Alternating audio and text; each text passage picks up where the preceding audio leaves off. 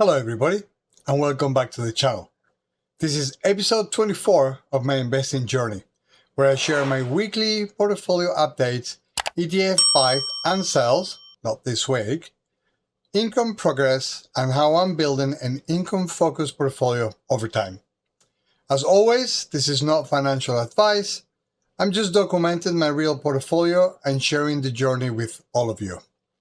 As usual, what you see behind is my Wealthsimple account, where I hold the ETF that I'm investing with. As you can see, this week we're up. We were 8% something last week. This week we're up to 10.11%, which is pretty good considering what a horrible week it was to start with, and how well it ended. Even though we had the SpaceX IPO on Friday, that did not seem to have an impact on my portfolio. Anyways, as always, I contributed $75. You know, this is my my weekly contribution. This is like me building wealth 1 week at a time. On the on the trading side, well, there was no sales this week. I did buy 1 share of PayG, 1 share of HYLD, 1 share of HDIV, and 1 share of CCHI, taking advantage that uranium was hardly hit this week. Most of the energy was hardly hit this week. So I thought, you know what, let me continue building on my uranium position. Overall, this was just another simple accumulation week. No trimmings, no rotation, just steady additions, right? In terms of the portfolio performance, as I told you at the very beginning, we're up 10.11% year to date, compared to 8.25% year to date. So that's a very nice, almost a 2% increase over last week. That is a very strong bounce higher, and it's actually a very encouraging move. Okay. However, as I tell everybody, whether the market goes up or down for me is totally irrelevant at this stage. As I am in the accumulation phase, actually, I wouldn't mind the markets really dropping, because the more they drop, the more I can buy. Some people will say, yeah, but, Angela, if they drop, then, for you to be able to make up to the upside, it will have to, increase a lot. Sure, yes, I know for some of my ETFs, but you know what? At the end of the day, I've always said this is all about income, not necessarily growth. Growth is just an added bonus, okay? So if we look at the week-to-date rankings, so we had this week 16 that ended the week on the green, 2 holdings that ended the week flat, and 2 holdings that ended the week red. So in terms of flat, we have PayG and Easy. In terms of red, CCHI, which is why we own 1 share, Broadcom, ABGY, and then HHIS. They ended up on the red. The one that ended up the most was CCHI, which dropped 2.38%. Broadcom only dropped 0.72%, and HHIS only dropped 0.18%. However, they were still in the red, and therefore we're going to count them here. Top performance this week, as you can see, well, obviously AMD is still cracking it like crazy. Canadian banks doing pretty well. Most of the tech stocks did pretty well.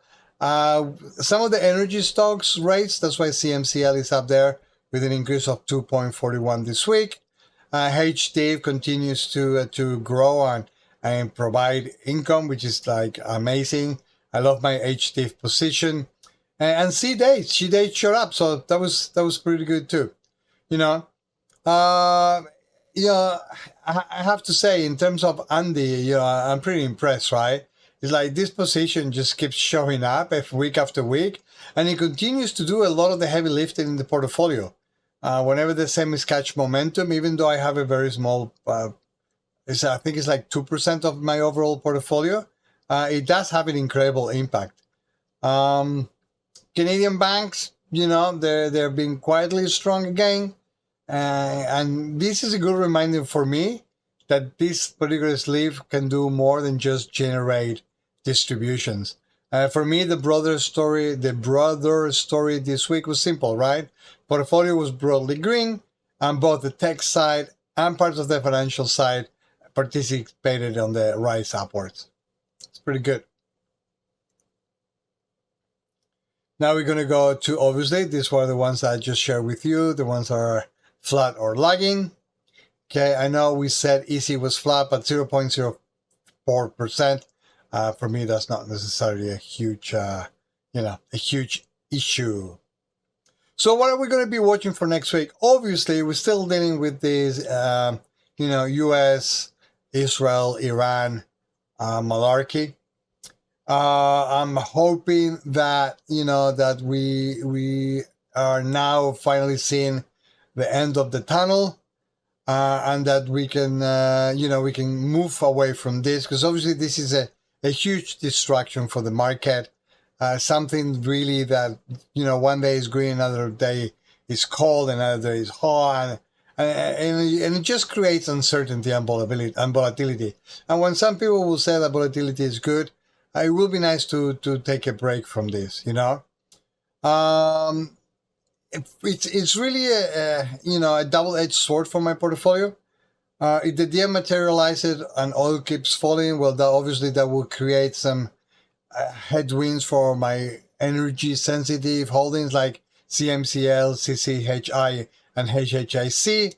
But at the same time, right, a lower oil generally is more supported for broader equities as well as inflation, which will likely, be a positive thing for my heavier tech and cover call slip. So anyways, in terms of that, from this particular macro backdrop, we could end up helping more of the portfolio than it could hurt it, even if a few names lag. So, overall, if I have to sum up this week, I would say $75 up, no sales, portfolio back, over 10% year to date.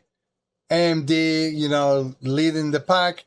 Banks stay strong, and the account had a generally broad green week. So that's it for episode 24. Thanks for following along. Please, give us a like and subscribe. We're trying to reach 100 subscribers for the end of the year. And I will see you all next week for the next update, which will be week 25 or 25th. I still have not figured that out. Anyways, thank you so much. Take care. Bye-bye now. And let's hope that Spain wins the World Cup.